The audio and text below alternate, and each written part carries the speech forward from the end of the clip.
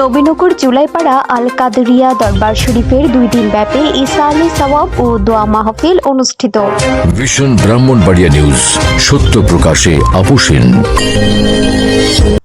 শুনছিলেন সংবাদ শিরোনাম, বিস্তারিত সংবাদে স্বাগত জানাচ্ছি আমি ইতি আক্তার।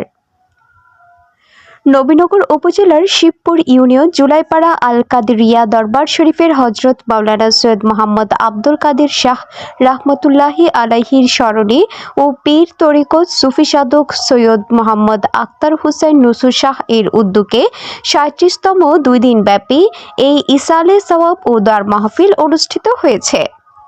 গত 22 ও 23 জানুয়ারি বুধ ও বৃহস্পতিবার বাদ আসর থেকে মধ্যরাত পর্যন্ত জুলাইপাড়া আল কাদরিয়া দরবার শরীফ প্রাঙ্গণে চলে এই ইসালে সওয়াব ও দোয়া মাহফিল।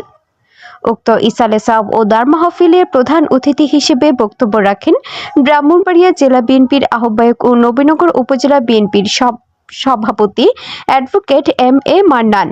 এছাড়াও বিশেষ অতিথি হিসেবে উপস্থিত ছিলেন শিবপুর ইউনিয়ন বিএনপির সভাপতি হোসেন আহমদ, জেলা যুবদলের সদস্য মোহাম্মদ মাহবুবুর রহমান, উপজেলা বিএনপির সাংগঠনিক সম্পাদক আশরাফ হোসেন রাজু ও সাংগঠনিক সম্পাদক দেলোয়ার হোসেন সুহেল, নবীনগর পৌর বিএনপির সাংগঠনিক সম্পাদক মোহাম্মদ শুকুর খান, উপজেলা যুবদলের সভাপতি পদপ্রার্থী মঞ্জুরুল আলম মজনু সহ আরও অনেকেই।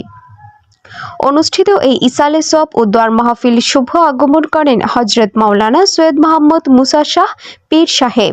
এছাড়াও উক্ত ইসালে সওয়াবের মাহফিলে আত্মশুদ্ধিমূলক বয়ান পেশ করেন দেশ বরেণ্য আলেম উলামায়ে কেরামগণ। উক্ত মাহফিলে আসার পূর্বে প্রধান অতিথি অ্যাডভোকেট এম.এ. মান্নান জুলাইপাড়া বাজারে উপজেলা শ্রমিক দল নেতা রনি মিয়ার অফিসে শিবপুর ইউনিয়ন বিএনপি ও অঙ্গ সংগঠনের নেতৃবৃন্দের সঙ্গে এক মতবিনিময় করেন। এই নবীনগরের বিভিন্ন প্রত্যন্ত অঞ্চলে ঘুরে ঘুরে বেড়াচ্ছি। আমি একটি মকসুদ দিয়ে আপনাদের সামনে এসেছি। সে মকসুদ হচ্ছে যে আগামী সংসদ নির্বাচনে আমি একজন প্রার্থী হতে চাই আমাদের বাংলাদেশ জাতীয়তাবাদী দলের। আমি জাতীয় নিজস্ব প্রতিনিধি মোহাম্মদ হেদায়েতুল্লাহর পাঠানো তথ্যচিত্রে news desk, vision Brahmanbaria TV news. ব্রাহ্মণবাড়িয়ার সকল সংবাদ সবার আগে পেতে ভিশন ব্রাহ্মণবাড়িয়া টিভি চ্যানেলটি লাইক, কমেন্ট, শেয়ার করার অনুরোধ রইল। ধন্যবাদ।